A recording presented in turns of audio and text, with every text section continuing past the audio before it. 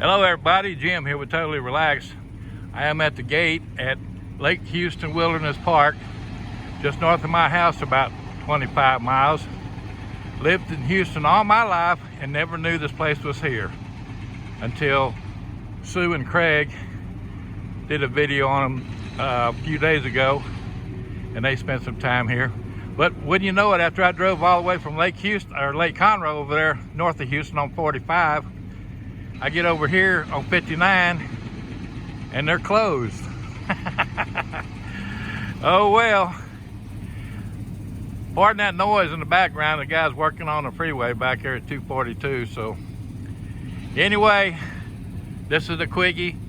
Just want to share this with y'all. Give you a little pin around the entrance coming in here. And there's all the guys down there making all that noise.